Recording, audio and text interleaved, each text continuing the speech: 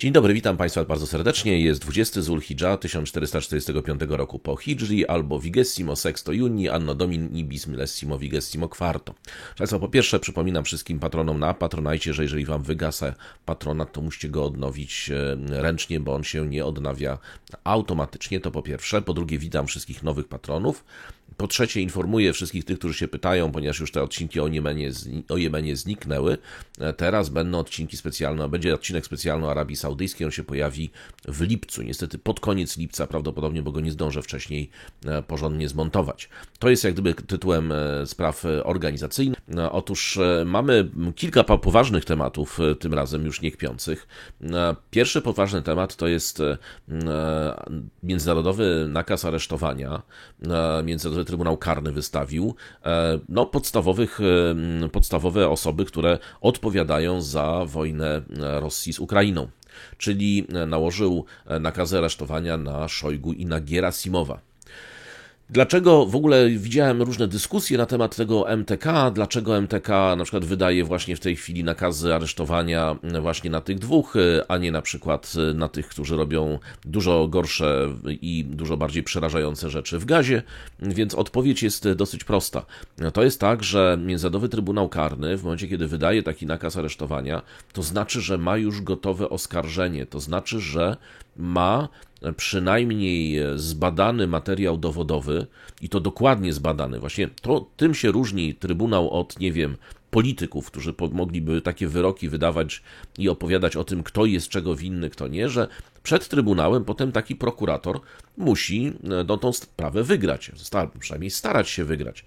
A w związku z tym to jest tak, że on musi przedstawić już konkretnie opracowane, sprawdzone, zweryfikowane wielokrotnie dowody. Proszę zobaczyć, od momentu wojny, rozpoczęcia wojny, mamy już 3. rok tej wojny i dopiero w tej chwili są wydawane te nakazy, natomiast w sprawie Gazy to i tak jest mistrzostwo świata, że w ogóle wniosek o te nakazy się pojawił po nieco ponad 7 miesiącach, czy 6 i coś miesiącach tak naprawdę prowadzenia działań zbrojnych w Gazie. W związku z tym to i tak jest bardzo, bardzo szybko. Natomiast samego nakazu nie można się spodziewać prędko, bo to nie chodzi o to, żeby tak jak à la Capone, prawda, tam za podatki, że trochę żartuję, ale za byle co, to nie może być tak, że jakieś zbrodnie są tam niezbadane, prawda, nie opisane i potem się okazuje, że popełnił 300 różnych, a za jedną tylko go skazano, bo tylko tyle udało się przygotować materiału dowodowego. Więc to jest trudna, żmudna praca, tym bardziej, że trzeba pamiętać, że najczęściej państwa, w których znajdują się tacy różni zbrodniarze, no po prostu nie kooperują z Trybunałem, tak? To jest właśnie taki Trybunał, który ma właściwość również do badania takich zbrodni poza systemem stron samego Statutu Rzymskiego. To bazuje na doświadczeniach Trybunału w sprawie Jugosławii. Okazało się, że jest potrzebny taki sąd, który będzie właśnie sądził osoby, a nie państwa. Bo Międzynarodowy Trybunał Sprawiedliwości, Państwo pamiętacie, to są państwa, strony różnego rodzaju konwencji. I on się zajmuje różnymi konwencjami. Konwencją prawa morza, konwencją o ludobójstwie, wszystkimi konwencjami, czy umowami wielostronnymi, które zostały zawarte, również często bilateralnymi. Państwa wnoszą po prostu do Trybunału sprawy po to, żeby Trybunał ustalił właśnie stan faktyczny, zinterpretował prawo międzynarodowe, ale w oparciu o jak gdyby strony jakiejś konwencji, czy jak ktoś nie jest stroną, to nie. Natomiast w tym przypadku mamy do czynienia z takim Trybunałem, który ściga osoby i co więcej, osoby te nie muszą pochodzić z państw, które są stronami konwencji do Statutu Rzymskiego i co więcej, może je też ścigać. To, czy zrobi to skutecznie, to jest zupełnie inna kwestia. Natomiast tutaj Trybunał, bo trzeba pamiętać, że Rosja nie jest w tej chwili, nie ratyfikowała Statutu Rzymskiego, zresztą podobnie jak państwo położone w Palestynie, Stany Zjednoczone i tak dalej. Polska akurat jest stroną, tak? Więc co zostało wydane i dlaczego? Ja pozwoliłem sobie sięgnąć również do bezpośrednio materiałów MTK, bo zwróciłem uwagę, że niestety, ale to, co przedstawiają media, opędzają to jednym zdaniem i później swoimi dywagacjami.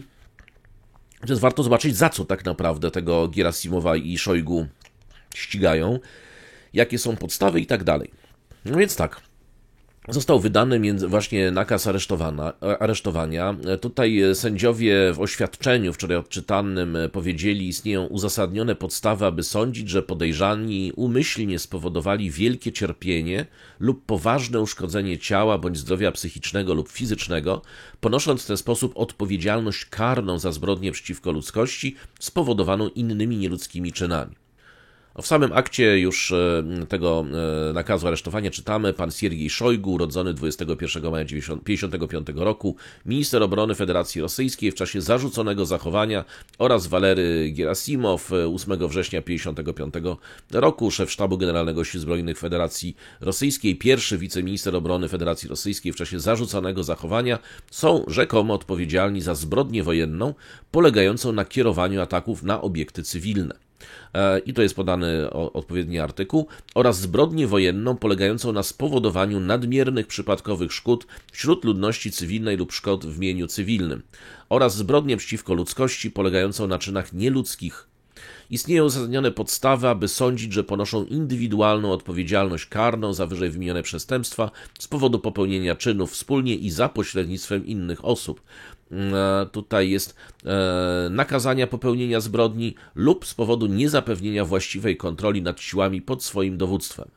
Obydwa nakazy aresztowania zostały wydane w następstwie wniosków złożonych przez prokuraturę.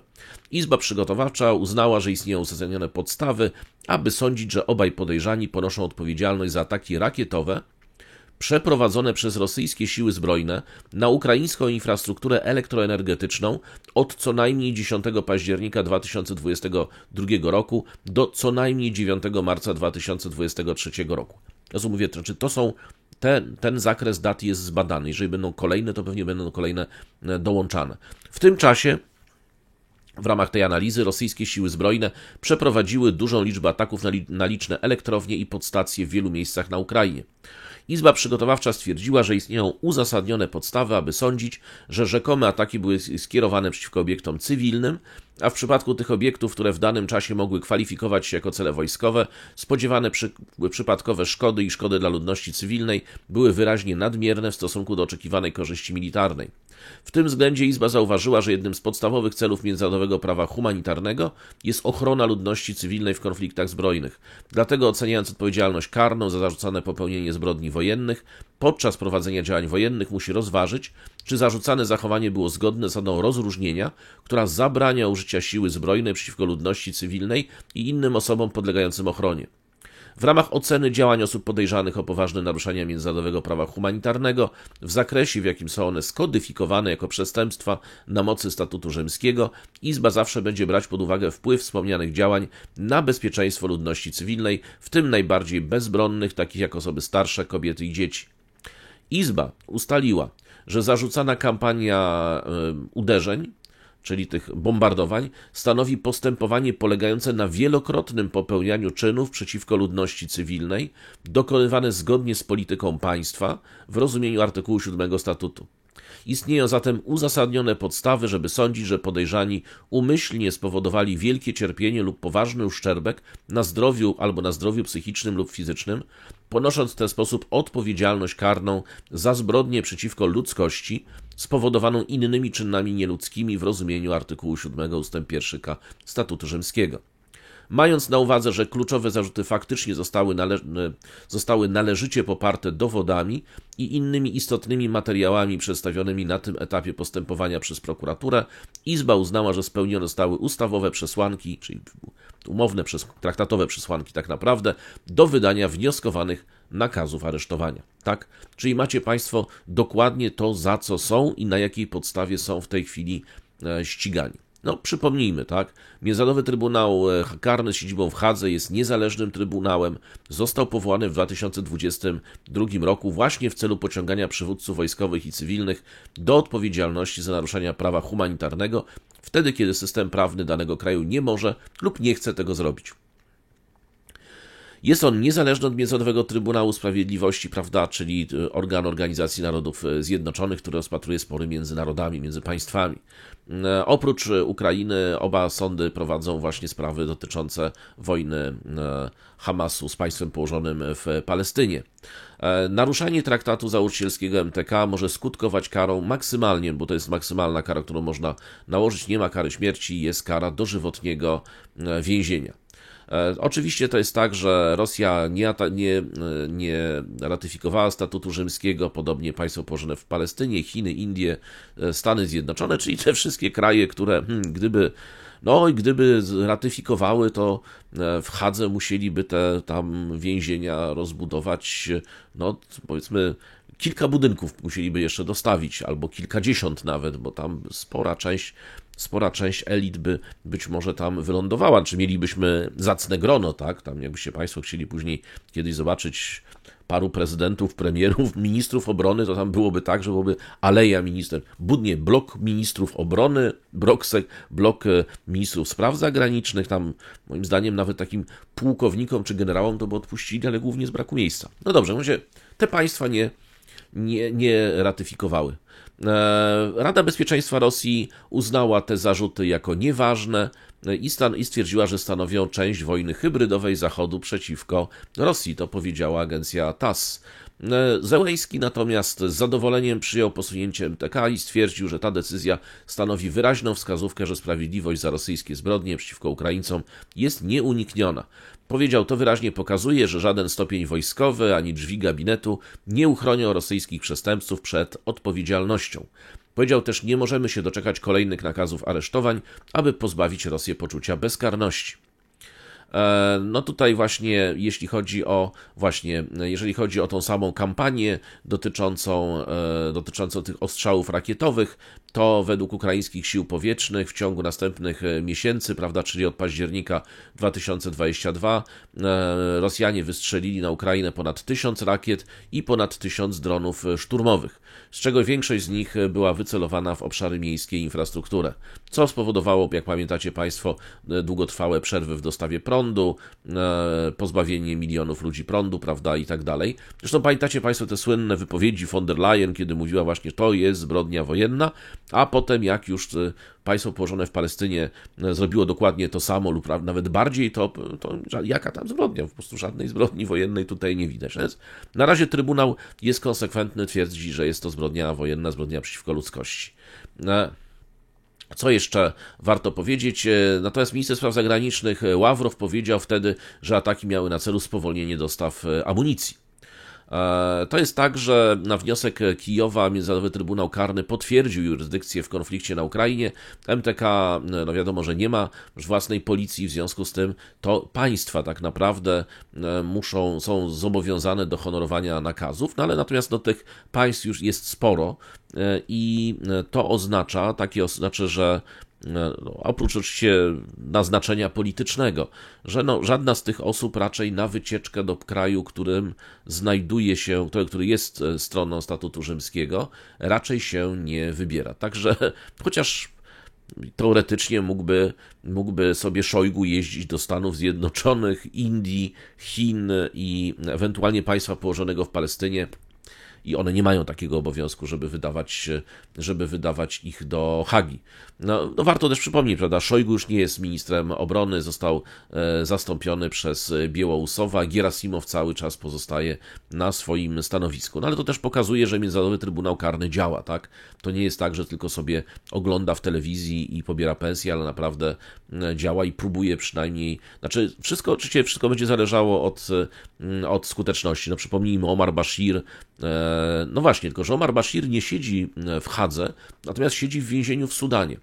W związku z tym teoretycznie jest spełniony ten warunek, przynajmniej częściowo ten warunek radzenia sobie sądów własnych, jak gdyby czyli nie musi być jakby zastępowany przez Trybunał w Hadze. Natomiast no to oczywiście to, za co on siedzi, gdzie tak naprawdę siedzi, to jest jeszcze kolejne pytanie i czy go w pewnym momencie nie wypuszczą, a może nie wypuścili tylko w sposób tajny, to tego nie wiem. No oficjalna wersja jest taka, że siedzi gdzieś tam w więzieniu w Sudanie, jest więziony przez ten rząd centralny. Natomiast z drugiej strony powiedziano właśnie, opozycja, czyli RSF twierdziło, że wielu dowódców, wielu polityków właśnie z otoczenia Omara Bashira jest na wolności, więc wtedy właśnie zaczęto spekulować, czy on przypadkiem też nie został uwolniony. A to już jest zupełnie inna historia.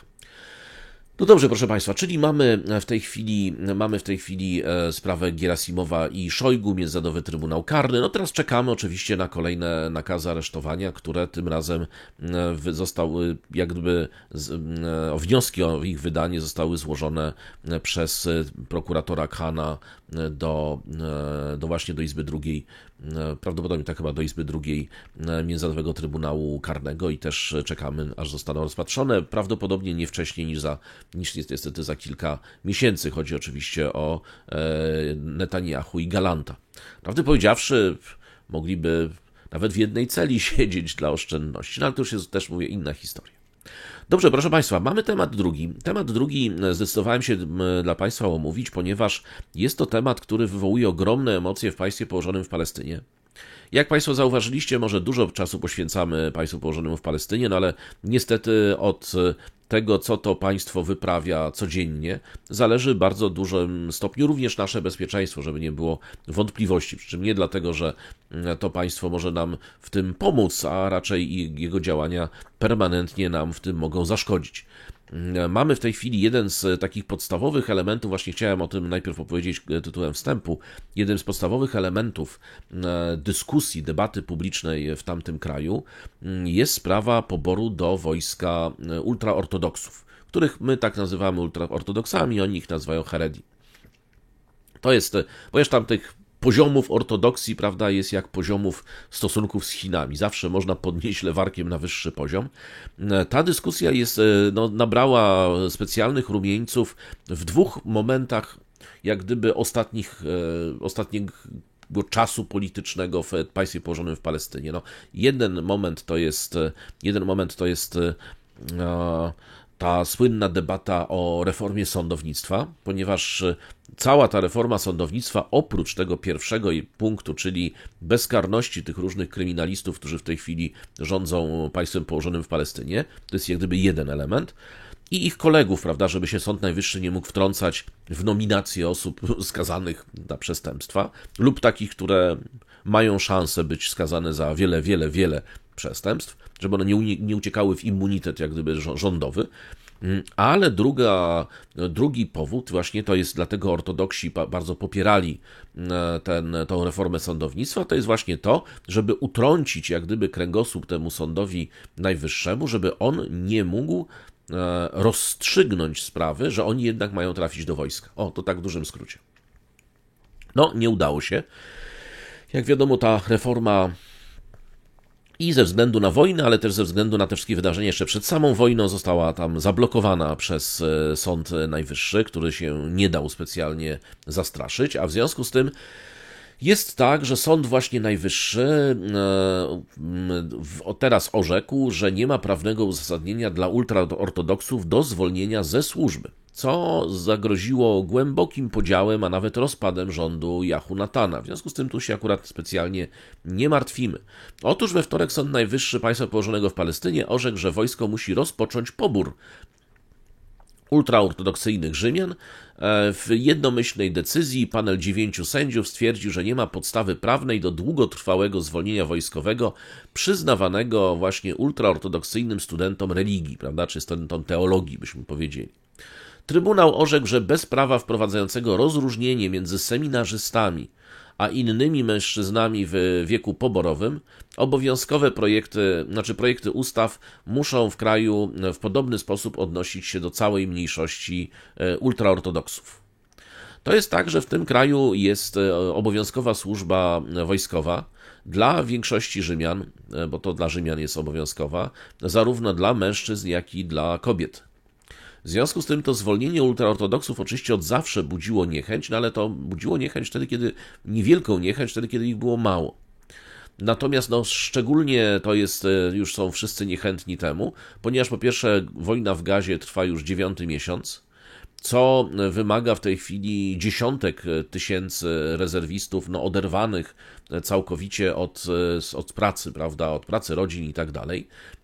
Poza tym ta wojna nie wygląda tak różowo chyba dla państwa położonego w Palestynie, jak ono to przedstawia, bo mówi się o życiu setek żołnierzy, ale nie wiadomo jeszcze ilu jest ciężko rannych na przykład. To taka statystyka raz się tam widziałem kiedyś przebiła, ale nie jest jakoś specjalnie eksponowana. W każdym razie, z całą pewnością wszyscy idą do wojska, tylko nie ultraortodoksi.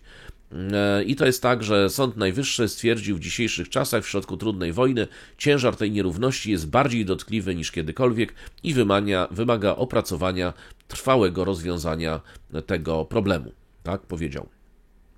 Co więcej, jeszcze decyzja ta zostało wskazane, że grozi pogłębieniem jednego właśnie z najbardziej bolesnych podziałów w społeczeństwie, który stawia właśnie świeckich Rzymian przeciwko ultraortodoksom, którzy twierdzą, i tutaj jest podstawowo właśnie, dlaczego oni się chcą migać od wojska, ponieważ twierdzą, że te studia nad Torą są istotniejsze dla przetrwania państwa rzymskiego niż armia. No bo państwo rzymskie przez wiele tysiącleci nie miało armii, a miała studentów Tory. Jakby nie miała tych studentów Tory, to by nie było już w tej chwili Rzymian, bądź prawdziwych Rzymian, bądź tego, co Rzymianie mówią, że jest Rzymianinem. Tak? To mniej więcej taki jest sposób myślenia. Generalnie to jest tak, że państwo położone w Palestynie już miało wcześniej takie batalie sądowe. Były orzeczenia Sądu Najwyższego w 1998, 2012 i 2017 roku. I ostrzegano, właśnie Sąd Najwyższy wtedy ostrzegał rząd, że jeżeli chce jakby wyłączać ultraortodoksów spod poboru, to musi to napisać ustawę po prostu i musi to zapisać w prawie. Oczywiście byłoby to wyzwanie konstytucyjne, ale można byłoby to zrobić. 7 lat, odkąd uchylono ostatnią ustawę, nie została uchwalona nowa. W 2023 roku ta stara ustawa w końcu wygasła całkowicie, co spowodowało, że rząd nakazał wojsku po prostu nie powoływać ultraortodoksów, natomiast w międzyczasie rząd będzie pracował nad ustawą. Ale we wtorek właśnie sąd wskazał, że jego cierpliwość się kończy, bo to jest bezprawne całkowicie to, co robi rząd, znaczy nie ma już żadnej podstawy do tego i uchylił postanowienie rządu jako niezgodne z prawem. Tam nie określono harmonogramu, kiedy wojsko musi rozpocząć ten pobór, ale to dotyczy dziesiątek tysięcy, pamiętajmy, uczniów właśnie szkół religijnych w wieku poborowym. Co stanowi oczywiście jeszcze dodatkowo wielkie wyzwanie logistyczne i polityczne oraz trzeba pamiętać opór, i to czynny opór, a nie tylko sobie bierny, tej społeczności ultraortodoksów, którzy z dosyć dużym upodobaniem leją się głównie w Jerozolimie z policją, która to zresztą policja jest im wyjątkowo niechętna, a w związku z tym dosyć brutalnie się z nimi rozprawia. Tak? Oni tam ich traktują po prostu jak zdrajców, a nawet czasami podludzi, albo jeszcze gorzej Palestyńczyków. Tak? Więc to widać, że ta niechęć właśnie syjonistów wobec ultraortodoksów jest ogromna. Co jeszcze? Prokurator generalna państwa położonego w Palestynie we wtorkowym piśmie do urzędników poinformowała, jak pisze prasa w tamtym kraju, że wojsko zobowiązało się do przyjęcia do wojska co najmniej 3000 ultraortodoksów spośród ponad 60 000 w wieku poborowym w nadchodzącym roku. Zauważyła też właśnie, że ta liczba nie byłaby w stanie wypełnić luki w służbie wojskowej pomiędzy społecznością ultraortodoksów a innymi Rzymianami. Natomiast orzeczenie sądu, co jest najważniejsze? Otóż orzeczenie sądu przede wszystkim uderza, bo to, że tam jakby istotą tego dla nas nie jest to, czy oni pójdą do wojska, czy też nie. Natomiast istotą jest to, że to może zagrozić koalicji Jehonatana, ponieważ w jego rządzie znajdują się partie, które po prostu popierają wprost niepowoływanie tych właśnie Heredi, będę mówił, łatwiej się wymawia, tak, Heredi do służby. Co może spowodować upadek tego rządu, i rozpisanie wyborów, a to, jak pamiętamy, jest największym problemem dla Jehonatana. Tak, więc proszę zobaczyć, on zaczyna wojny, i kontynuuje wojnę, nie chce rozejmu po to, żeby nie było rozpadu rządu i nowych wyborów, a tutaj nagle się może okazać, że ten rząd mu się i tak rozpadnie, więc no, tym bardziej powinien jeszcze jedną wojnę rozpocząć, to jest dodatkowa motywacja.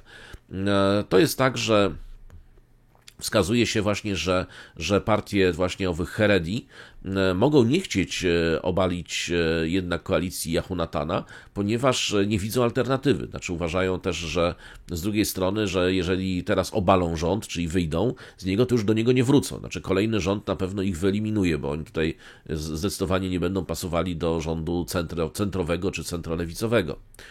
No, w związku z tym to jest tak, że co więcej jeszcze pisze się, że armia ma też ogromne wyzwanie, ponieważ to jest tak, że w szeregach armii pojawi się nie 10 obżektorów, tylko tysiące żołnierzy, którzy będą odmawiali służby na różne sposoby, no i nie wiadomo jak się będą zachowywali, jak dostaną broń do ręki, krótko mówiąc, o ile będą chcieli ją w ogóle wziąć, więc to jest tak, że będą tysiące ludzi, którzy nie będą chcieli być w armii i będą ją kontestowali również już wrzuceni w mundury.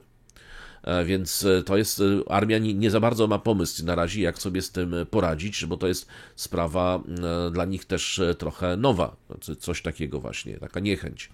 No oczywiście Likud Jehonatana skrytykował Sąd Najwyższy za wydanie orzeczenia. Partia twierdzi, zaproponowana przez rząd ustawa zwiększy liczbę ultraortodoksyjnych poborowych, ale uznając jednocześnie znaczenie studiów religijnych.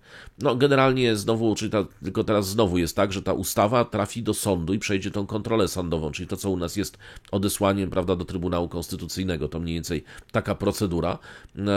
I to jest tak, że nawet jeżeli zostanie uchwalona, może się okazać, że jest po prostu nie zostanie zaakceptowana przez Sąd Najwyższy, no ale faktem jest, że to znowu odwlecze, prawda, czyli da jeszcze jakiś czas dodatkowo rządowi. Natomiast oczywiście jest tak, że ortodoksi oczywiście protestują, już ci politycy ortodoksyjni twierdzą, że służba wojskowa jest sposobem na asymilację w świeckim społeczeństwie, co by właśnie odciągnęło młodzież od Tory. Tutaj Itzhak Goldknopf właśnie z rządu powiedział: państwo położone w Palestynie zostało utworzone, aby być domem dla narodu rzymskiego, dla którego Tora jest podstawą jego istnienia. Święta Tora zwycięży, tak? No on to napisał akurat na Twitterze, zaraz Państwu powiem, jak mu odpowiedział jeden z dziennikarzy, który jest świeckim dziennikarzem, krótko mówiąc. Wskazuje się natomiast, że ten projekt ustawy jest oczywiście kolejną potyczką w szerszej bitwie kulturowej o coraz bardziej niepewną przyszłość, o ile jest jakaś przyszłość państwa położonego w Palestynie. Wskazuje się też, że liczba właściwie ta sprawa jest dlatego tak istotna, ponieważ liczba ultraortodoksów wzrosła do ponad 1 miliona, co już w tej chwili stanowi 13% populacji. Mają potężną siłę polityczną, są zwolnieni z części podatków, są finansowani przez państwo, a jednocześnie nie mają żadnych obowiązków wobec państwa. Tak? Więc to jest mniej więcej w ten sposób są postrzegani. Co więcej, znaczna część ultraortodoksów, i to jest najfajniejsze, w ogóle kwestionuje istnienie państwa położonego w Palestynie. Nie wszyscy, tam są podziały oczywiście głębokie, ale znaczna część twierdzi, że wszystko ok, ale tak naprawdę to państwo położone w Palestynie pod tą nazwą miało powstać, jak przyjdzie Mesjasz. Jehonatan, jakby go nie oglądać, prawda, od mikroskopu przez teleskop Hubble'a, w żaden sposób na Mesjasza nie wygląda, choć może jest. Ben Gwir też nie specjalnie, chociaż pewnie ma wielką ochotę.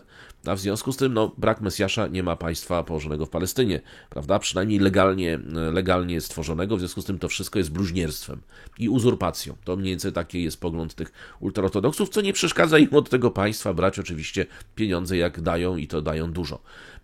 Krótko mówiąc, tutaj wskazuje się też, że jeśli chodzi o właśnie takie jeszcze zawirowania, to na przykład w 2019 roku Lieberman, prawda, Wiktor Lieberman, który był kiedyś sojusznikiem Jehonatana, teraz jest jego wielkim zawodowym zwalczaczem, tak, odrzucił właśnie ofertę przyłączenia się do koalicji. Właśnie ta koalicja miała wtedy uchwalić już tą ustawę, która miała wyłączyć ultraortodoksów z poboru.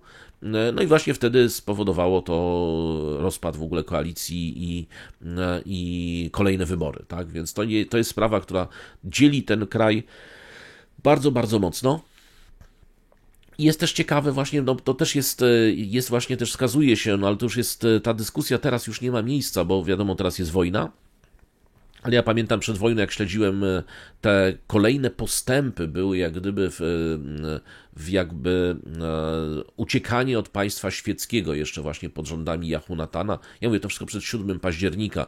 Tam przywoływano właśnie, że był coraz większy wpływ tych, właściwie to nawet nie jest tych ultraortodoksów, bo oni się do tego tak mocno nie przyczepiali, ale tam były jakieś case'y takie, że na przykład rewidowano ludzi, którzy wchodzili do szpitali, gdzie leżały różne osoby, no wierzące, niewierzące, prawda, mogły być w ogóle innej wiary, ale właśnie po to, żeby odbierać żywność, którą się uzna za niekoszerną na przykład. Więc to takie działania trochę bardziej przypominające Afganistan, prawda, niż państwo, które udaje przynajmniej, że jest niby państwem świeckim, choć nie jest. Więc to jest ten konflikt narasta i narasta. No oczywiście w tej chwili epicentrum jest sprawa poboru. Więc ja tylko sygnalizuję, że jest tak, że sprawa poboru może tą koalicję podzielić, miejmy nadzieję. I oczywiście dzieli też bardzo głęboko społeczeństwo, co do tego nie ma wątpliwości. No dobrze, i teraz, Państwa, powiem Państwu bardzo ładnie, bo tutaj ten właśnie minister, ten ultraortodoksyjny w rządzie właśnie, który mówił o tym, właśnie bardzo niefortunna, rozczarowająca decyzja, państwo położone w Palestynie zostało utworzone, aby być domem dla narodu rzymskiego, którego Tora jest podstawą istnienia, święta Tora zwycięży.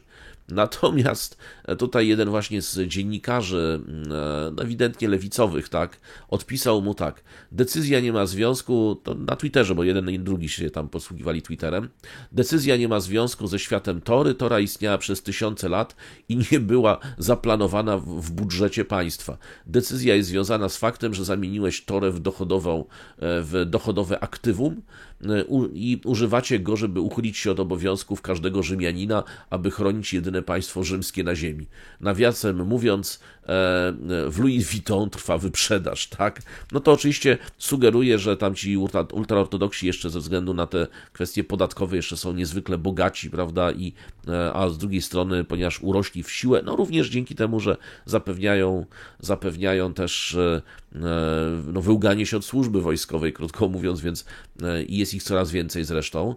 W związku z tym mają też wielką siłę polityczną, wielkie wpływy gospodarcze, wpływy również wymieniają się, jakby robią biznesy jak gdyby transgraniczne, tam głównie ze Stanami Zjednoczonymi i tak dalej, więc tutaj są takie dowcipy właśnie dotyczące ich zamożności. No dobrze, proszę Państwa, to jest temat drugi. To jest temat drugi, ale to jest tematem, wydaje się być lokalnym, ale jest tematem bardzo ważnym, bo mamy pewną szansę, że jednak ta koalicja się rozsypie na bazie tego sporu o pobór, prawda, czy o brankę ultraortodoksów. Proszę Państwa, mamy teraz temat trzeci. Temat trzeci jest tematem istotnym międzynarodowo, ma pewien też kontekst międzynarodowy, chociaż nie taki, jak Państwo myślicie. Otóż mamy zamieszki w Kenii. To akurat te zamieszki to zamieszki bardzo poważne, no praktycznie przypominające początki wojny domowej bardziej niż demonstracje. Wstrząsnęły rzeczywiście Kenią. I to wstrząsnęły w dzień po tym, kiedy formalnie już Kenia stała się tym formalnym sojusznikiem Stanów Zjednoczonych. No ale bardzo wielu tam komentatorów, szczególnie prorosyjskich, pokazywało, proszę bardzo, tu Rosja walczy i tak dalej, że to jest właśnie element antyrządowych protestów i że one jeszcze są związane z tym. No, one z tym oczywiście związane nie są. To jest pewna koincydencja, natomiast tym bardziej, że to się jeszcze tak składa właśnie, że te właśnie siły, które mogłyby tłumić demonstracje, właśnie sobie poleciały na Haiti. To jest jeszcze dodatkowo jakiś zbieg okoliczności. Natomiast no przede wszystkim, co musimy powiedzieć o samych tych zamieszkach, bo te zamieszki były bardzo poważne. Nie wiadomo, uwaga, dokładnie ile osób zginęło. Znaczy, agencje podają co najmniej 5, no ale co najmniej 5 to może być i 500. Podaje się 15, 20, może więcej. Nikt tego po prostu nie policzył, tam panuje totalny chaos w tej chwili w Nairobi. To jest tak, że chodzi przede wszystkim o zatwierdzenie przez parlament podwyżki podatków i to podatków takich, które dotkną każdego, prawda, na podstawowe artykuły takiego codziennego użytku, higieniczne, niehigieniczne, żywność i tak dalej, w związku z tym bardzo poważne. Co więcej, jak zwykle autorem tych zaleceń jest Międzynarodowy Fundusz Walutowy, który jest znany z tego, że jego plany rujnują albo likwidują praktycznie gospodarki niektórych krajów. Pamiętamy, zresztą Polska miała z MFW do czynienia, pamiętamy wielki kryzys zadłużeniowy, który zakończył się bankructwem krajów w Ameryce Środkowej i Południowej i tak dalej. Jak Państwo wiecie, jedynym sposobem na likwidację deficytu według MFW jest po prostu ograniczanie wydatków, co powoduje, że oczywiście na papierze nam się poprawi za chwileczkę bilans w ciągu kilku minut, a potem gospodarka po prostu już zapikuje w dół, no bo ze względu na brak inwestycji, dużą niepewność zresztą i brak również zamówień rządowych, po prostu te gospodarki, oczywiście one się gwałtownie kurczą i potem upadają, po prostu umierają, znaczy one nie mają żadnej szansy na podźwignięcie się i tak zresztą wielokrotnie było w wielu różnych krajach. Oczywiście, co więcej, te właśnie podwyżki podatków, które mają zrekompensować deficyty, no właśnie skutkują między innymi tym właśnie, czyli powstaniami, chaosem, ewentualnie strukturalną biedą. Ja akurat, wiecie Państwo, kiedyś dawno temu miałem taki pomysł, jeszcze zanim podszedłem do doktoratu, z tej problematyki, z której podszedłem, to miałem taki w ogóle pomysł, żeby pisać właśnie z takich strukturalnych przyczyn biedy, prawda, państw trzeciego świata, właśnie nie koniunkturalnych, związanych z jakimiś tam wahnięciami koniunktury światowej, tylko właśnie ze strukturalnych, jak strukturalnie państwa są niedorozwinięte, tak, znaczy i to jest tak, że z tego strukturalnego niedorozwinięcia nie da się tak naprawdę metodami wolnorynkowymi, czy metodami samoistnymi, o to jeszcze lepiej było powiedzieć, nie da się tego po prostu zlikwidować. To tak chciałem tylko na marginesie. W związku z tym akurat jak obserwuję to, co się dzieje w Kenii, to bez zdziwienia. Bez zdziwienia to jest tak, że, no ale to powiedzmy już same przyczyny to sobie zostawmy, najważniejsze jest to, co się tam dzieje w rzeczywistości teraz, to jest tak, że policja używała gazu łzawiącego oraz używała ostrej amunicji. To jest tak, że właśnie co najmniej 5 osób śmiertelnie postrzelonych, 30 rannych, ale to były bardzo ostrożne szacunki z wczoraj. Co więcej, widać w licznych wideo, jak policjanci po prostu strzelają do wszystkiego, co się rusza. Z drugiej strony ci protestujący sobie na te kule idą. Tam jakiś polityk się w ogóle, parlamentarzysta po prostu stanął, zasłaniając własnym ciałem, tak żeby przestali strzelać, więc w ogóle takie dramatyczne sceny, więc na chwilę przestali, kiedy zobaczył, że oni tam strzelają z ostrej amunicji. No jest to tak, że prezydent Kenii, właśnie Ruto powiedział, że wysyła wojsko, żeby stłumić, jak to określił, zdradzieckie wydarzenia. No przypomnijmy właśnie, że to się dzieje dokładnie, bo również we wtorek akurat, czyli wczoraj 190 posłów, 5 posłów za, 106 przeciw, właśnie za ustawą podatkową. Znaczy twierdzono, że to zwiększy dochody na edukację i podstawowe usługi, ale były to podwyżki do tego stopnia dotkliwe, że jakby zadziałały, jak to określają lokalne media, jednocząco na wszystkie siły, które nie są jak gdyby za nimi, to znaczy niezależnie od różnic politycznych, etnicznych, religijnych, prawda, wszyscy się zjednoczyli przeciwko temu. Tutaj tak samo prezydent Ruto powiedział, że debata na temat tej ustawy podatkowej została przejęta, jak powiedział, przez niebezpiecznych ludzi, którzy spowodowali taki rodzaj strat, jaki ponieśliśmy dzisiaj jako naród.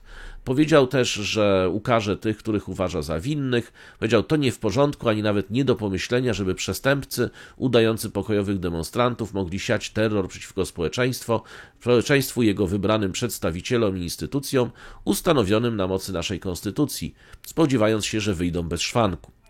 Generalnie minister obrony Aden Duale powiedział, że siły obronne zostały rozmieszczone, żeby wesprzeć policję, armia, krótko mówiąc, została rozmieszczona, żeby wesprzeć policję, która reagowała na zagrożenie bezpieczeństwa. Co więcej, to oczywiście oprócz Nairobi mamy również rozprzestrzenienie się tych starć na inne miasta w Kenii. To jest, trzeba pamiętać, no to jest, Kenia ma 54 miliony mieszkańców, jest ostoją stabilności w tym regionie. No i teraz mamy właśnie to, co mamy, co więcej właśnie 400 tych właśnie funkcjonariuszy profesjonalnych, dobrze uzbrojonych, którzy mogliby tłumić demonstracje, właśnie pojechało na Haiti tłumić dokładnie to samo, tylko tyle, że tam jest to już kraj spustoszony przez przemoc gangów, prawda, i kraj upadły. No, warto powiedzieć właśnie, że ten rząd Ruto przedstawił projekt tej ustawy finansowej w maju. To jest tak, że ten projekt, jak wskazują parlamentarzyści, jest kluczowy dla zabezpieczenia dochodów na ważne inicjatywy rządowe, w tym na budowę dróg, zatrudnienie nauczycieli i finansowanie dopłat do nawozów dla rolników. I również twierdzą, że dodatkowe podatki ograniczą zaciąganie pożyczek w kraju, który właśnie się boryka z dużym zadłużeniem. I generalnie no, też wskazuje się właśnie na to, że tutaj za tym wszystkim stoi MFW. Jednak właśnie no, Kenijczykom się nie spodobała ta ustawa, stwierdzili, że dodaje ona karne podatki na importowane podstawowe produkty, takie jak jajka, cebula czy olej, oraz podnosi podatki na szeroką gamę towarów i usług. Wskazywano również, że problemy z wydatkami to jest nie sprawa wysokości dochodów, tylko przede wszystkim korupcji i bardzo złego zarządzania funduszami państwowymi oraz przede wszystkim właśnie wystawny styl życia i ekstrawaganckie wydatki, prawda, samej administracji Ruto. No generalnie teraz prezydent ma 2 tygodnie na albo podpisanie ustawy, albo na odesłanie jej do parlamentu. To jest tak, że jeśli chodzi o same te zamieszki, no to właśnie to prasa pisze, że na przykład w sobotę kluby nocne w całej Kenii odegrały hymn narodowy w ramach protestu. Potem również w kościołach nawoływano właśnie, nawet były nabożeństwa przeciwko podatkom. Także generalnie ten ruch jest ruchem jednak powszechnym. Co więcej, jeśli chodzi właśnie o te zamieszki, to oczywiście pojawiła się również narracja w administracji, że zagraniczne mocarstwa, prawda, stały za tymi zamieszkami. Ja widziałem właśnie na tym rosyjskim, szczególnie Twitterze, tam Telegramie i tak dalej, że próbuje się podpisywać, prawda, że to jest, no właśnie, że to gdzieś tam nasi górą i tak dalej. No ale ja przynajmniej nie widziałem rosyjskich flag na tym w czasie tych protestów. To chyba, nawet jeżeli by Rosjanie tam chcieli, to chyba są w Kenii na razie za słabi, żeby jak gdyby powalczyć z Amerykanami. No ale być może też tak, to też nie jest wykluczone. No, wiadomo, że Rosja jest żywotnie zainteresowana, żeby właśnie takie kraje jak Kenia, które są specjalnymi sojusznikami Stanów Zjednoczonych, nie były krajami stabilnymi. Natomiast, żeby tak byli w stanie zorganizować takie wielkie demonstracje, to raczej nie sądzę. No dobrze, w każdym razie jest tak, że podczas jeszcze, właśnie to są ciekawostki, że również że właśnie przed samą tą demonstracją uprowadzono działaczy politycznych, którzy są krytykami ustawy. Nieznana jest tożsamość porywaczy, ale na przykład wskazuje się, że niektórzy z tych, których rozpoznano, to są funkcjonariusze wywiadu. Co więcej, okazało się, czy wywiadu, no, służb bezpieczeństwa. Potem się okazało, że część tych porwanych została uwolniona, więc tam się cyrki dzieją również i na takiej płaszczyźnie, tak? To nie jest tylko spontaniczna akcja demonstracji i niewinny rząd, który jak gdyby nic specjalnie nie robi. Co jeszcze warto powiedzieć? No mamy oczywiście w tej chwili reakcje międzynarodowe, ambasadorzy 13 państw akredytowanych w Kenii, w tym Stanów Zjednoczonych, we wspólnym oświadczeniu wyrazili, że są zaszokowani scenami przed parlamentem Kenii. Aha, zapomniałem powiedzieć, parlament został zdobyty, tam podpalone budynki, zresztą wiele budynków rządowych i międzynarodowych. To nie jest tak, że tam te demonstracje to tylko było bieganie sobie z kijem bambusowym po ulicach, tak? Tam się rzeczywiście zresztą widać było plądrowany ten parlament, podpalana sala, później płonące tam okna i tak dalej, więc te zamieszki były naprawdę bardzo, bardzo poważne. No tutaj rzecznik Departamentu Stanu wezwał do powściągliwości, aby przywrócić porządek i zapewnić przestrzeń dla dialogu. Tutaj w CNN pokazało takie zdjęcia, tak jako ciekawostkę, że właśnie przyrodnia siostra Baracka Obamy była właśnie wśród protestujących, no i tam płakała, ale głównie płakała ze względu na gaz, którym zostali potraktowani. No i właśnie mówiła, że młodzi Kenijczycy demonstrują w obronie swoich praw.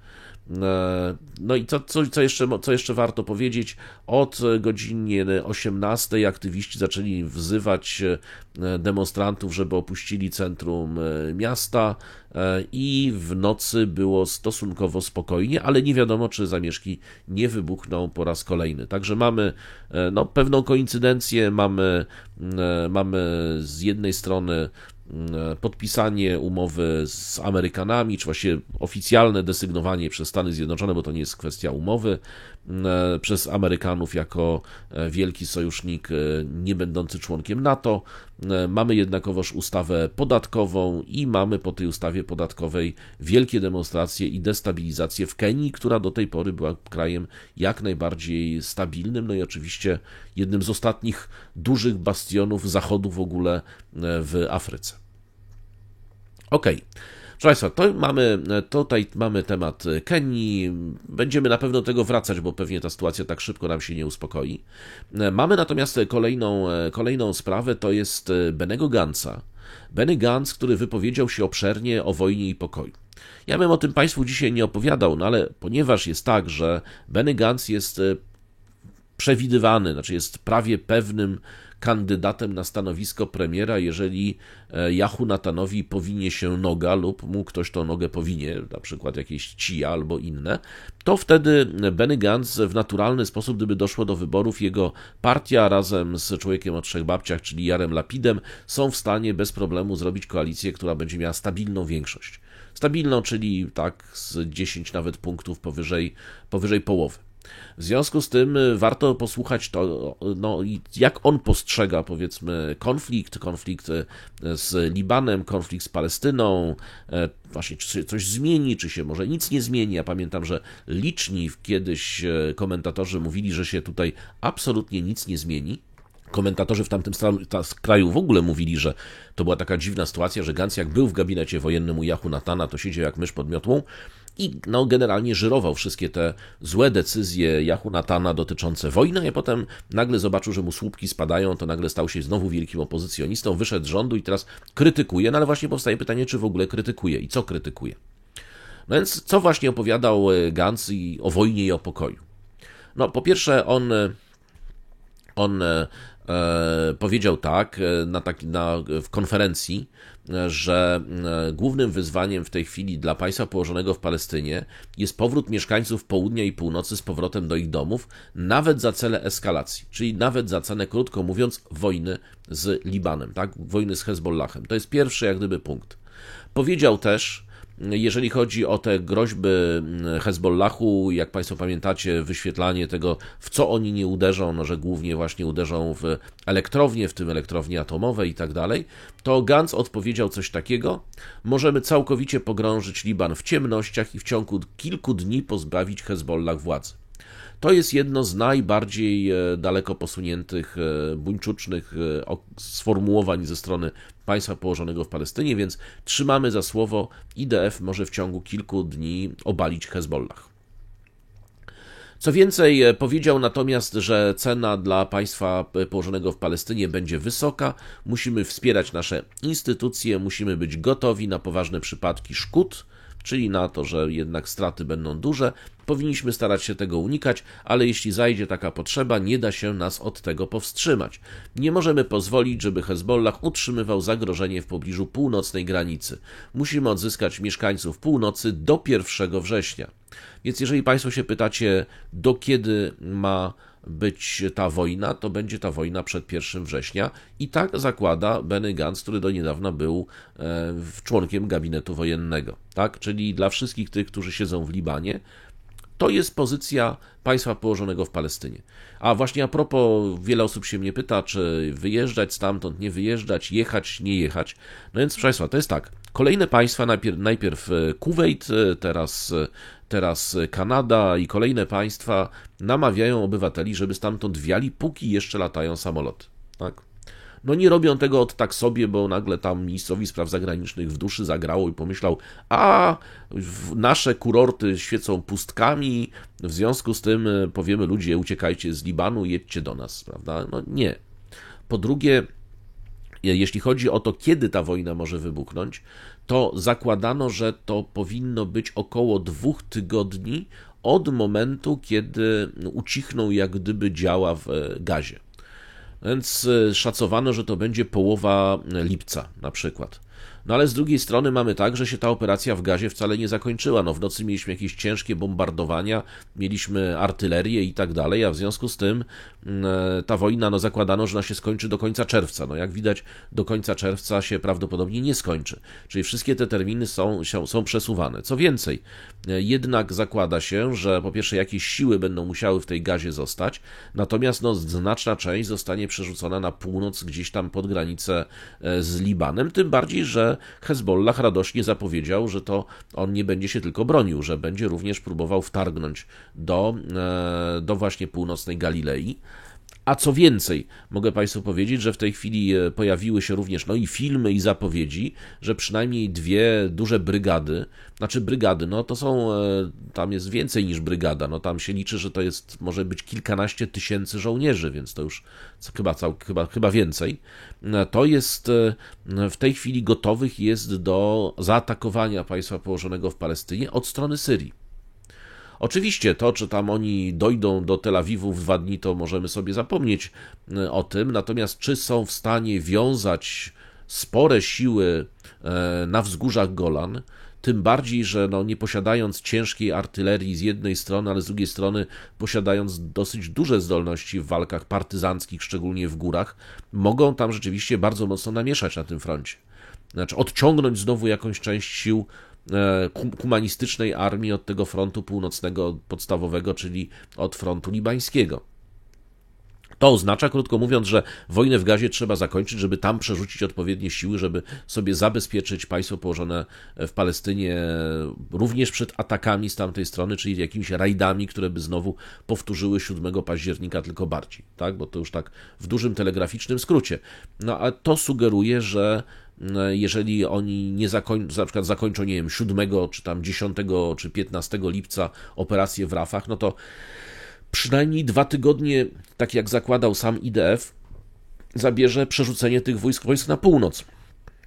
Nie mówiąc już o tym, że tam są jeszcze potrzebne jakieś przegrupowania, zalizanie strat, prawda, jakieś naprawy sprzętu i tak dalej, który tam jest podobno bardzo poważnie pouszkadzany. No to już są takie plotki, powiedzmy, z ich Twittera, a nie z oficjalnych kanałów, bo wiadomo, że tam jest cenzura wojskowa, więc więcej się nie dowiemy. Więc krótko mówiąc, mamy natomiast Bennego Gantza, który zakłada, że przed 1 września i to by się zgadzało, tak? Czyli mamy teraz lipiec, sierpień na zakończenie operacji w Gazie i wtedy na atak, ale czy ten atak nastąpi 17 lipca, czy 19 do 20:30, to proszę się zwracać do geopolityków. Oni mają takie kryształowe kule, prawda, i z nich wróżą, tak?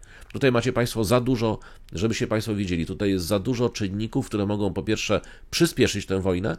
Wystarczy jakiś jeden dobrze trafiony cel z jednej lub z drugiej strony, powodujący wielkie straty i konieczność natychmiastowego odwetu wizerunkowego, wiadomo, rozpalenie wojny, to jest jedna rzecz, ale są też czynniki, które opóźniają tę wojnę, no na przykład dyplomacja amerykańska, która to dyplomacja próbuje jednak namówić państwo położone w Palestynie, żeby raczej próbować rozwiązania dyplomatycznego niż rozwiązania siłowego.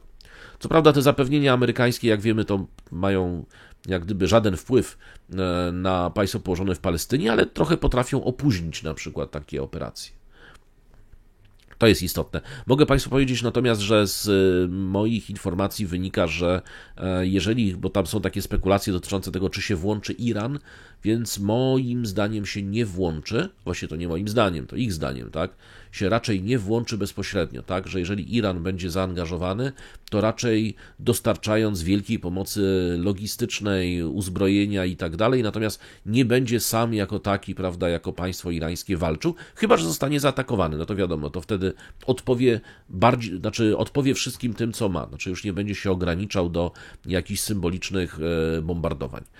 Więc tak to mniej więcej wygląda. Czyli ten komunikat amerykański, że Iran może się włączyć, on się prawie na pewno włączy, ale na przykład dozbrajając takich Fatimiyunów, prawda, czy tam jeszcze Zainabiyun i Fatimiyun, takie dwie wielkie brygady, to są brygady, które w tej chwili stacjonują fizycznie w Syrii, natomiast częściowo zdemobilizowane, one są w stanie w krótkim okresie, znaczy w krótkim czasie, przepraszam, do jakiej liczby to nie wiadomo. No, jest przynajmniej 20-30 tysięcy w tej chwili członków milicji w tych organizacjach, które zadeklarowały wsparcie fizyczne, czy nie wsparcie tam, że ulotki wydadzą, czy tam zrobią wiec, tylko takich, którzy są w stanie wysłać żołnierzy na granicę z państwem położonym w Palestynie, no nawet do 30 tysięcy żołnierzy pewnie by się zebrało. Więc ich uzbrojenie tylko w coś, co będzie wojskom humanistycznym przeszkadzało, to trzeba to też brać pod uwagę, tak? Więc i takie rzeczy są brane pod uwagę w tej chwili w tych kalkulacjach. Kiedy zaatakować, czy zaatakować. Wiadomo, że państwo położone w Palestynie będzie dążyło za wszelką cenę jednak do zniszczenia albo przetrącenia bardzo mocno zdolności wojskowych Hezbollahu po to, żeby jak gdyby wyprzeć go za rzekę Litanii. Być może, prawie na pewno jest, to ja powiem nie być może, prawie na pewno państwo położone w Palestynie będzie okupowało terytorium Libanu aż do rzeki Litanii. A powstaje pytanie, czy nie dojdzie dalej, czyli nie pójdzie po prostu pod Bejrut i nie będzie próbowało okupować również południowego Bejrutu, ponieważ to robiło już długo i przez długi okres czasu, znaczy długi czas, widzicie Państwo, znowu to samo, więc tutaj nie ma z tym żadnego jakby problemu mentalnego. Powstaje pytanie, czy będzie w stanie po prostu do tego stopnia rozgromić Hezbollah, tak jak twierdzi. No właśnie, co jeszcze Gantz powiedział natomiast oprócz tego? Powiedział również, że kolejnym wyzwaniem dla państwa położonego w Palestynie, powiedział Gantz, jest zbudowanie regionalnego i globalnego sojuszu przeciwko Iranowi. Powiedział, nadal mamy szansę na normalizację stosunków z Saudyjczykami i innymi państwami, ciekawe jak, aby zbudować to, co zaczęliśmy budować, czyli bliskowschodnią obronę powietrzną, aby przeciwstawiać się irańskiej osi. Czyli jak Państwo widzicie, to jest podstawowy cel, tam państwo położone w Palestynie ma podstawowy cel, Arabowie mają walczyć z Iranem, żeby bronić państwa położonego w Palestynie. Znaczy, ja wiem, że oni generalnie uważają Arabów za podludzi, ale Arabowie nie są aż tak głupi, jak zakłada państwo położone w Palestynie. No, prawda, dowodzą bardzo często głupoty strategicznej, ale to już jest bardzo często uwarunkowane czymś innym niż tylko jakby nieznajomość realiów, tak, geostrategicznych, bądź naiwność. Tam po prostu są zupełnie jeszcze inne siły wewnątrz tych państw arabskich, które powodują, że one się tak zachowują, a nie inaczej. Czasami nam się wydaje, że trochę nieracjonalnie. Znaczy, że mogliby więcej wygrać niż robiąc pewne rzeczy, niż to, co robią. No ale to jest na odrębne, bardzo długie niestety dywagacje. No dobrze, powiedział w każdym razie to jest ważne, bo on uznaje, że cały czas jest możliwa ta normalizacja. Oczywiście nie wspomniał o tym, że Saudyjczycy powiedzieli jasno, okej, dwa państwa, znaczy Palestyna, granice z 1967 roku, stolica we wschodniej Jerozolimie, więc on uważa, że te szanse są związane być może z czymś innym. Co jeszcze powiedział? Powiedział, że państwo położone w Palestynie musi poważnie współpracować ze Stanami Zjednoczonymi, aby zbudować obronę i przygotować się na dzień sądu polegający na powstrzymaniu irańskiej broni nuklearnej. To jest ciekawostka. No to właśnie temu ma służyć, tak? Znaczy, czyli Arabia Saudyjska jest potrzebna państwu położonemu w Palestynie instrumentalnie do tego, żeby tam zainstalować elementy rzymskiego wywiadu oraz obrony przeciwlotniczej, czy obrony powietrznej, która w przypadku wystrzelenia znowu rakiet z Iranu będzie broniła tak naprawdę państwa położonego w Palestynie. Znaczy ja próbuję sobie wyobrazić ten dzień, jak będzie wyglądał ten dzień w Riyadzie, kiedy Muhammad bin Salman ogłosiłby taki dekret. No więc tak, cała armia na pewno na ulicach, wydana, powiedzmy, broń ostra. Znaczy, nie, właściwie nie wiadomo, czy armia, bo ta armia prawdopodobnie te lufy czołgów by się skierowały w kierunku pałacu w Riyadzie i to byłby koniec dynastii Saudów, moim zdaniem takie ogłoszenie, przynajmniej w obecnej konfiguracji. I tam tych brutusów to będzie tyle, że oni się po prostu sami się tymi nożami pozabijają, zanim się dopchają do tego Bin Salmana, więc mi się wydaje, że to jest absolutnie niemożliwe, no ale takie przeświadczenie jest w państwie położonym w Palestynie cały czas utrwalane właśnie publicznie. Co jeszcze powiedział Gantz? Powiedział, że trzecim wyzwaniem, które zauważył, jest długotrwały konflikt z humusem i że potrzeba tutaj planu politycznego, który miałby zastąpić kierownictwo Gazy przez właśnie kierownictwo Gazy. Ale na kogo nie powiedział, czyli jak widać idzie amerykańskimi komunikatami. Znaczy to jest też komunikat dla Amerykanów, tak? To jest swój człowiek, przeczytał te wypociny, które Sullivan napisał na kolanie przed konferencją prasową, przeczytał i odczytuje, powiedzmy, bez zrozumienia treści. Gantz powiedział również o jednej rzeczy a propos właśnie humusu i tutaj powiedział znowu rzecz mądrą dla odmiany, że Stany Zjednoczone dopadły Bin Ladena dopiero w 2011 roku, czyli 10 lat po 11 września, co oznacza, że z jednej strony, że zawieszenie broni, długotrwałe nawet zawieszenie broni, i tutaj on się różni od Yahu Natana, wcale nie oznacza, że humusowi się odpuści, tylko że po prostu będzie się na niego polowało w sposób już bardziej wycelowany, na przykład na Jahję Sinwara. Powiedział właśnie, żeby było jasne, że humus nadal będzie w dalszym ciągu promował terror, tak, że to jest jasne i że jego działania daje to również państwu położonemu w Palestynie również pretekst do wyeliminowania zarówno Jahji Sinwara, jak i czołowych przywódców humusu. Znaczy tutaj obie strony jak gdyby stoją na przynajmniej jasnych i czytelnych stanowiskach. Państwo położone w Palestynie powiedziało, że zlikwiduje humus i Gantz, jeżeli zostanie premierem, będzie humus ścigał, ale będzie robił to inaczej niż Netanyahu. Czyli krótko mówiąc, nie będzie masowo mordował ludności cywilnej, tylko będzie skupiał się właśnie na liderach i na wierchuszce. I powiedział też, że zastąpienie Hamasu na szczeblu rządów zajmie lata, no ale powiedział, że IDF posiada możliwość zniszczenia potencjału wojskowego i tego potencjału terrorystycznego humusu. Także tutaj jest to stanowisko bardzo czytelne, bardzo, bardzo jasne i tym razem realistyczne. Zresztą, jak Państwo pamiętacie, od początku tego konfliktu, czyli od momentu, kiedy zaczęły się bombardowania gazy, mówiłem, że właśnie to jest jedyny sposób na likwidację humusu. No więc po 8 miesiącach wojny i po zabiciu ponad 30 000 cywilów kierownictwo państwa położonego w Palestynie doszło do tego samego wniosku. Więc ja im podpowiadać nie będę, ale jakby jeszcze chcieli podejmować jakieś decyzje i mieli problemy z myśleniem racjonalnym, to zawsze mogę tam SMS-em im wysłać, tak?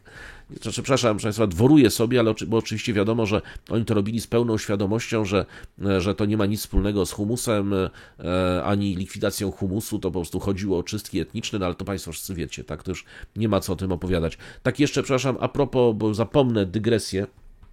Nie wiem, czy Państwo widzieliście, ja obserwowałem ostatnio taką dyskusję, która się toczy w tej chwili na Twitterze akurat między IDF-em, czyli humanistyczną armią, i Lekarzami Bez Granic.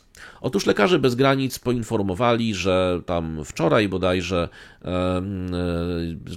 ten incydent był zresztą opisywany, jechał jakiś współpracownik tych właśnie Lekarzy Bez Granic na rowerze do pracy, został trafiony przez drona humanistycznej armii, został zabity on, jeszcze jakiś tam drugi współpracownik, plus iluś tam cywilów i jeszcze chyba 4 albo 6 dzieci.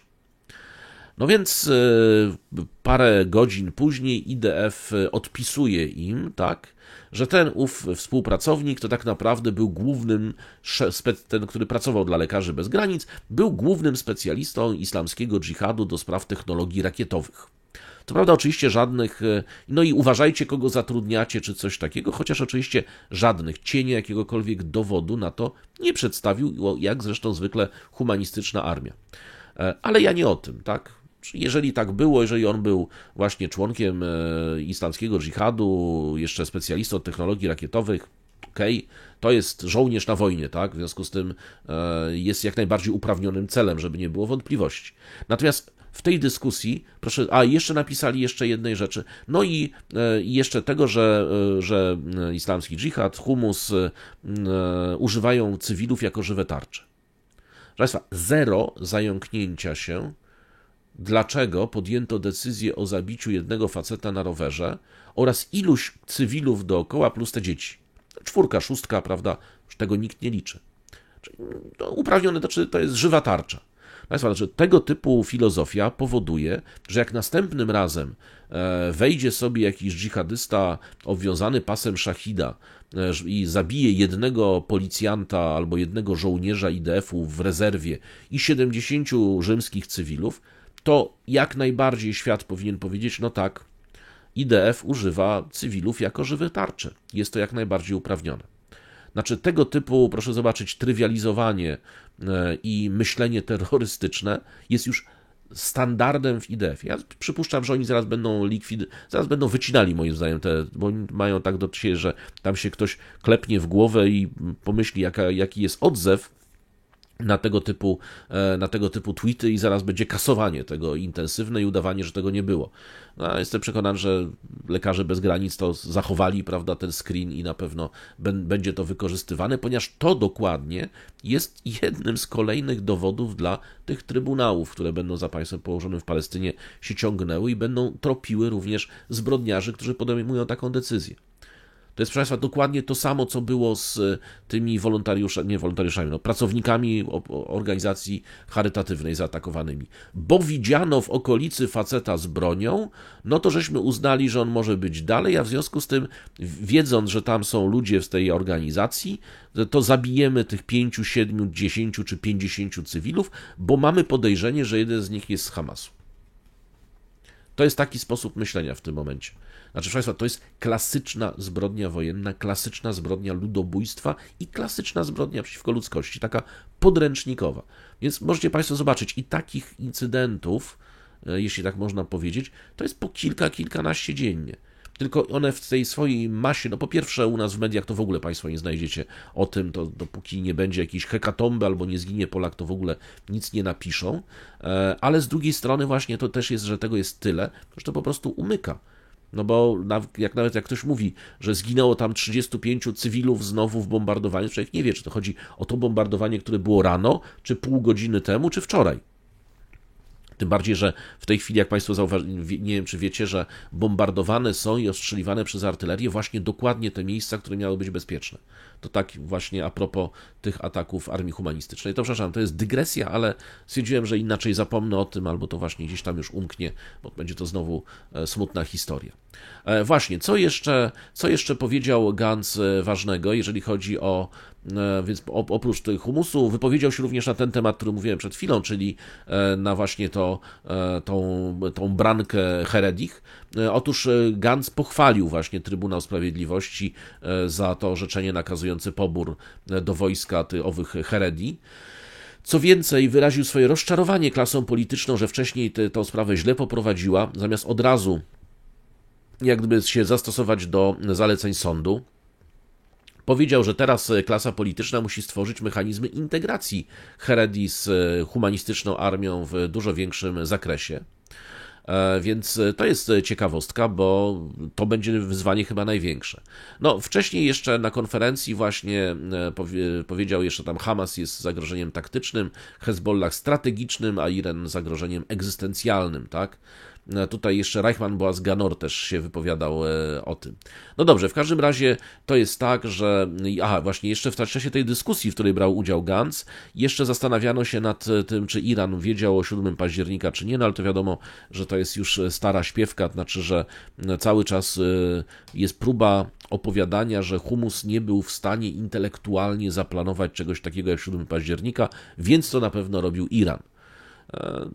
Jeżeli już chcemy jakichś teorii spiskowych, to prędzej Ruscy, tak? To jeżeli chodzi o tego typu operacje, też nie sądzę, żeby Iran był aż tak sophisticated, tak zdolny do tak skomplikowanych układanek, szczególnie pod samym nosem państwa położonego w Palestynie. No ale to już jest, ale chociaż ta teoria tego endemicznego, prawda, ruchu lokalnego, humusowego też nie jest pozbawiona podstaw.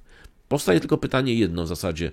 Całe to rozpoznanie bardzo dokładne, prawdopodobnie zdjęcia satelitarne i tak dalej, to wszystko, co oni mieli przygotowując szczególnie szturmy na poszczególne budynki, na przykład w tych kibucach, tak, które tam były zdobywane w sposób świadczący o tym, że mieli rozpracowane aż do poszczególnych drzwi. Czy to zrobili to wywiadem, że tak powiem, osobowym, czy robili to i czy mieli takie zdolności. No, teoretycznie mogli mieć. No dobra, to są dywagacje.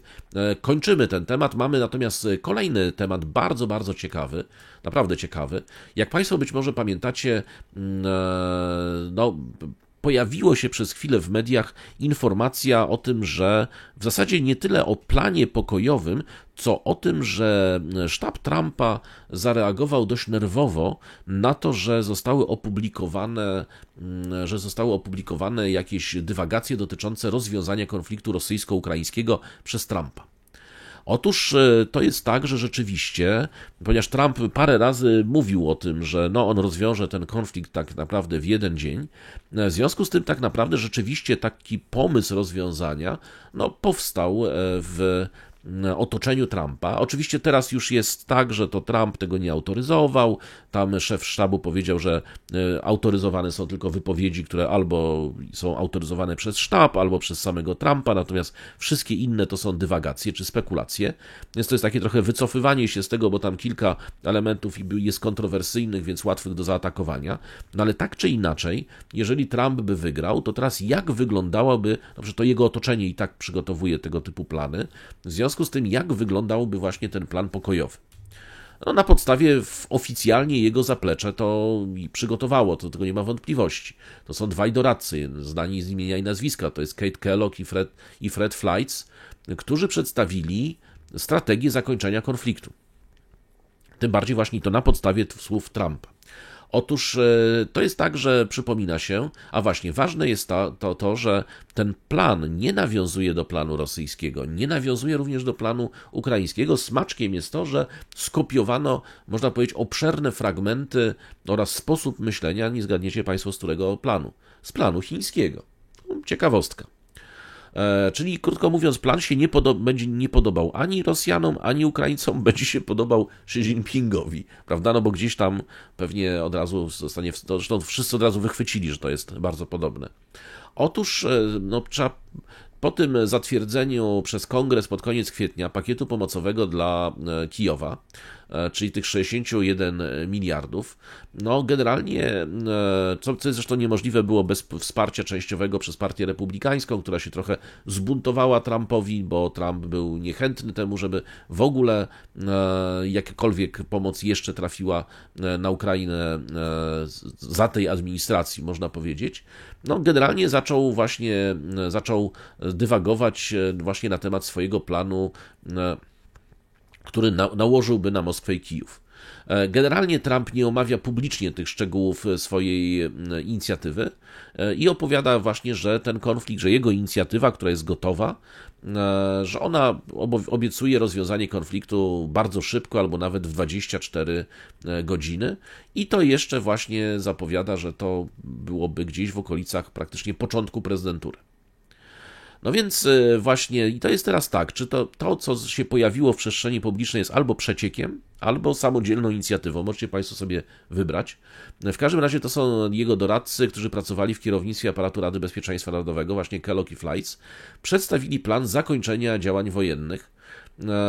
I choć twierdzą, że oni zapoznali Trumpa z tą strategią, na którą on zareagował pozytywnie, generalnie to, co podali, jest spójne z tymi fragmentami, przeciekami właśnie, czy bąknięciami Trumpa dokładnie na ten sam temat. Więc to już tak, jeżeli chodzi o to, co to jest ta inicjatywa, żeby też było jasne, że to nie jest tak, że Trump wyszedł i ją wygłosił. No i teraz jest takie właśnie, on ją akceptuje, ale to w szczegółach to jeszcze jest do dopracowania, a w ogóle to trzeba czekać, aż on to opowie, a nie jacyś tam inni panowie. No ale zostało to opublikowane przez Reutersa, tak? Także to poszło w tej chwili w świat. Otóż Trump obiecał generalnie Kijowowi dalsze dostawy broni, jedynie w zamian za zgodę na rozpoczęcie negocjacji pokojowych z Rosją. Stany Zjednoczone według tego planu mają się skontaktować z Rosją i ostrzec Rosjan, że w przypadku odmowy dialogu Stany Zjednoczone znacznie zwiększą pomoc wojskową dla Ukrainy. Czyli krótko mówiąc, obie strony mają zostać zmuszone przez Trumpa, przez tego typu postawienie sprawy, do rozpoczęcia rozmów bez warunków wstępnych. Czyli tutaj Kellogg powiedział, mówimy Ukraińcom, musicie usiąść do stołu negocjacyjnego, a jeśli nie usiądziecie, wsparcie Stanów Zjednoczonych się skończy. I Trump ma powiedzieć Putinowi, jeśli nie usiądziesz przy stole negocjacyjnym, dajmy Ukraińcom wszystko, czego potrzebują, aby zabić cię na polu bitwy, czy rozbić cię na polu bitwy. Ponadto, zgodnie z oczekiwaniami, osiągnięte zostanie porozumienie w sprawie zawieszenia broni na utworzonej do tego czasu linii demarkacyjnej, czyli zamrożenie konfliktu, czyli dokładnie to, co mówią Chińczycy. Jednocześnie Ukraina w żaden sposób nie będzie zobowiązana do oficjalnego zrzeczenia się jakichkolwiek terytoriów na rzecz Rosji, ponieważ ale uznaje się, że i to jest jak gdyby istota tego planu właśnie niby Trumpa, że ponieważ Kijów nie jest w stanie odzyskać kontroli nad granicami z 1991 roku, to jest najlepiej przerwać walki jak najszybciej. No i tutaj właśnie Fleitz w wywiadzie powiedział, że jesteśmy zdania, że ta wojna przerodziła się w wojnę na wyniszczenie, która zabija całe pokolenie młodych ludzi. Tutaj zresztą Kellogg i Fleitz opublikowali w kwietniu jeszcze artykuł w takim think tanku protrampowskim, w którym wskazali, że w zamian za zgodę właśnie Rosji na negocjacje z Kijowem, Rosja zostanie właśnie, czy otrzyma takie przyrzeczenie, że Ukraina nie zostanie przyjęta do NATO przez bardzo długi okres. Natomiast znowu Kijów otrzyma dodatkowe gwarancje bezpieczeństwa, jeżeli z kolei zgodzi się na dialog i zawieszenie broni. No i generalnie kluczowym elementem prezentowanego planu pokojowego ma być uzbrojenie Ukrainy po zęby, jak to właśnie powiedział Fleitz. Jeśli chodzi, więc to jest taki plan, ja zresztą Państwu mówiłem, że moim zdaniem tak będzie wyglądał, więc mniej więcej tak wygląda. Już nie mówiłem, zresztą możecie Państwo sobie to odszukać, że to będzie wyglądało w ten sposób, że Trump zadzwoni do Putina, powie mu do Zeleńskiego, albo siadasz do rozmów i się godzisz na plan, albo radź sobie sam, natomiast do Putina albo się godzisz na rozmowy i na jakieś zawieszenie broni i na pewno na jakieś ustępstwa, albo wchodzimy na Ukrainę, dajemy im wszystko, co chcą i wtedy masz problem dużo większy, tak? Bo wtedy już nie będziesz narzekał, że my tam trochę pomagamy, pomożemy wszystkim, co mamy i to w dużych ilościach, tak? Więc no to jest mniej więcej właśnie dokładnie ten sposób. Co więcej jeszcze, no właśnie jeżeli chodzi właśnie o ten plan prezentowany, to sekretarz prasowy Trumpa powiedział, że no za oficjalne to należy uważać jedynie oświadczenia samego Trumpa lub upoważnionych pracowników sztabu, no ale powiedział też, że priorytetem drugiej kadencji republikanów będą szybkie negocjacje w sprawie zakończenia wojny rosyjsko-ukraińskiej, no i oczywiście podkreślane, że wojna nigdy by nie wybuchła, gdyby Trump pozostał prezydentem. No powstaje pytanie oczywiście, czy obu stronom, tak, zainteresowanym spodoba się to podejście Waszyngtonu. Generalnie Ukrainy, przypomnijmy, plan polega na całkowitym wycofaniu wojsk rosyjskich z terytorium kraju w granicach z 1991 roku. Natomiast Rosja swoją jakby pozycję negocjacyjną przedstawiła, że Ukraina ma się dodatkowo jeszcze, oprócz tego, co utraciła, to jeszcze ma się wycofać z całych granic 4 regionów, które sobie Rosjanie anektowali i wpisali do konstytucji, że są podmiotami Federacji Rosyjskiej, tak? Zresztą Pieskow wypowiedział się, bo był proszony przez Reutersa, żeby coś powiedział o tym planie Trumpa, więc powiedział tak: wartość każdego planu leży w niuansach i uwzględnieniu rzeczywistego stanu rzeczy na ziemi, prawda, czyli tego, co jest na polu bitwy. Powiedział, prezydent Putin wielokrotnie powtarzał, Rosja była i pozostaje otwarta na negocjacje, biorąc pod uwagę rzeczywisty stan rzeczy w terenie, pozostajemy otwarci na negocjacje. Natomiast czy może się zgodzić na zamrożenie konfliktu na linii demarkacyjnej, tego już Pieskow nie sprecyzował.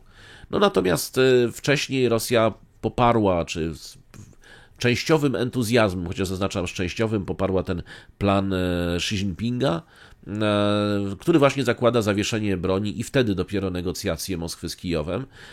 Tam się podoba to, że właśnie, że to byłoby zamrożenie, czyli tak naprawdę ta linia demarkacyjna stałaby się być może w przyszłości granicą. Natomiast tam jest jedna sprawa, która się Rosjanom nie podoba i podoba, znaczy w zależności od interpretacji, bo z jednej strony tam jest powiedziane wyraźnie, to zresztą stanowisko chińskie jest bardzo wyraźne, że Chiny stoją na gruncie integralności terytorialnej Ukrainy, czyli nie pozwalają teoretycznie na żadne zmiany w granicach państwa ukraińskiego. No a z drugiej strony Rosjanie mówią, no to bardzo dobrze, że tak stoicie, bo właśnie to są nasze ziemie, bo myśmy zrobili referenda i oni powiedzieli, że to są już ziemie rosyjskie, więc tym bardziej popieramy plan chiński, to właśnie co więcej domagamy się z okupowanych terytoriów rosyjskich, żeby wycofali się Ukraińcy. Więc to jest interpretowanie tego jednego punktu chińskiego z dwóch stron jest oczywiście całkowicie różne. Generalnie w Kijowie oczywiście chiński plan jest kontestowany, jest oczywiście odrzucony, ponieważ nie zakłada wycofania wojsk rosyjskich z terytorium Ukrainy, a jeżeli właśnie zakłada, to tylko i wyłącznie w tym kontekście, o którym powiedziałem. To znaczy Rosjanie się chętnie wycofają z ziem ukraińskich, ale nie okupują żadnych ukraińskich, to jest ich, prawda, rosyjskie, więc się nie wycofają, to Ukraińcy się mają wycofać, więc jakby ten plan Xi Jinpinga, on był do momentu tej aneksji ogłoszonej przez Putina, był ewidentnie antyrosyjski. W tej chwili może również służyć za jak najbardziej prorosyjski i tutaj nie będzie, że Rosjanie nie widzą tutaj zasadniczych sprzeczności. Dobrze, jedna rzecz jest natomiast istotna, jeśli chodzi o ten plan, to również Ławrow się wypowiedział, chociaż i tutaj powiedział o jednej rzeczy bardzo ważnej, powiedział, że jesteśmy gotowi do rozmów, do negocjacji pokojowych, ale w trakcie negocjacji nie zatrzymamy specjalnej operacji wojskowej.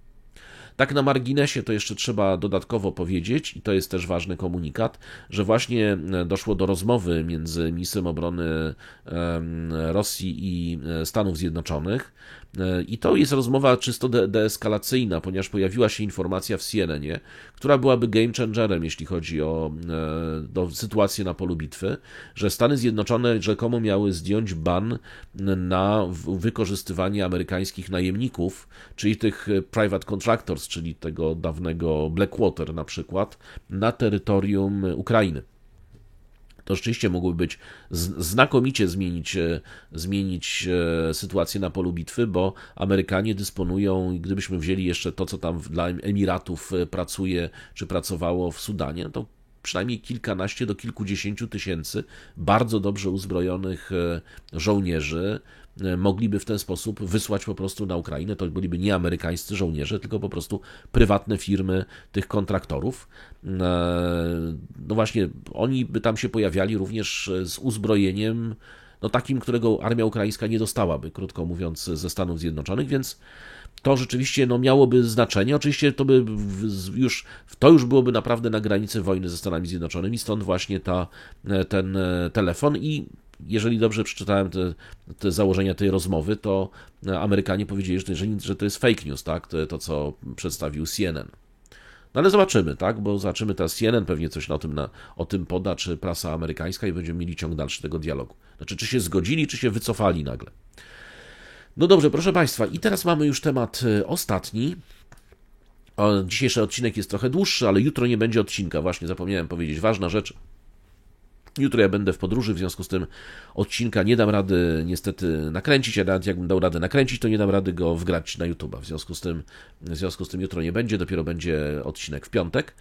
Otóż mamy premiera Wysp Salomona, który miał złożyć, będzie jechał do Chin, natomiast po drodze do Chin zatrzymuje się w Australii.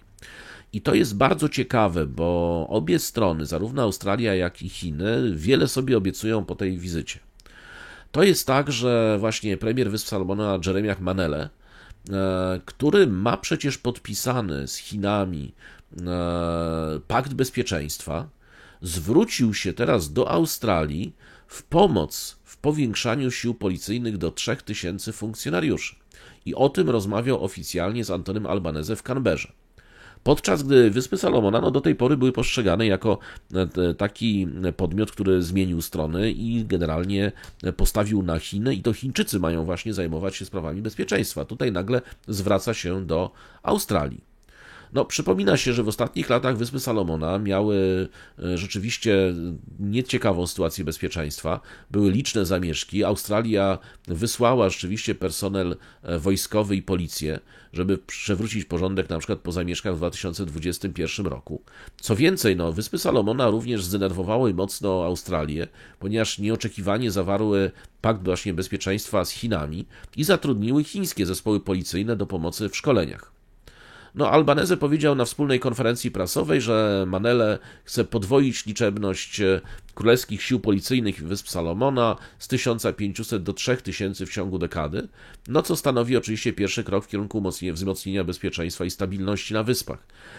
Albanese powiedział, poleciliśmy ministrom i urzędnikom kontynuowanie dyskusji na temat tego, w jaki sposób wniosek ten mógłby jeszcze bardziej wzmocnić suwerenność i bezpieczeństwo regionalne, a także wspólną pracę nad kolejnymi krokami. No, premier Albanese powiedział też, że Australia chce, żeby rodzina Pacyfiku, jak to określił, dbała o bezpieczeństwo w regionie i tutaj oczywiście rząd stara się regularnie wykluczyć Pekin, prawda, z tego udziału w tej rodzinie.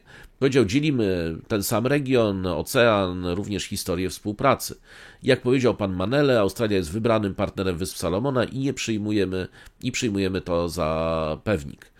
Podczas konferencji prasowej Manele znowu pochwalił Australię za jej pomoc w zakresie rozwoju bezpieczeństwa, ale przyznał także, że Australia ma obawy dotyczące roli Chin w działaniach policji. Powiedział też, dziś rano odbyliśmy bardzo szczere dyskusje i uwzględniłem obawy Australii w niektórych z tych obszarów, a o dalszych działaniach złożymy rządowi sprawozdanie. No, w oddzielnych uwagach Manele oświadczył również, że słyszał obawy Australii w tej kwestii. Mówił, jeśli chodzi o ustalenia dotyczące bezpieczeństwa, bardzo wyraźnie słyszę państwa. Jeśli chodzi o interesy Australii, obawy Australii i bezpieczeństwa Australii. No, we wspólnym oświadczeniu przywódcy stwierdzili, że Wyspy Salomona zgodziły się na nowe trójpoziomowe porozumienie określające kierunki bezpieczeństwa, które wydaje się wykluczać kraje zewnętrzne, w tym Chiny, więc to jest jakiś po prostu przełom w tym, właśnie podczas tej wizyty, dlatego o tym opowiadam. No i zgodnie z nowym porozumieniem Wyspy Salomona będą musiały uporać się z problemami bezpieczeństwa najpierw za pośrednictwem własnej policji, następnie dzięki pomocy krajów melanezyjskiej grupy Spearhead, a na końcu przy wsparciu krajów Forum Wysp Pacyfiku.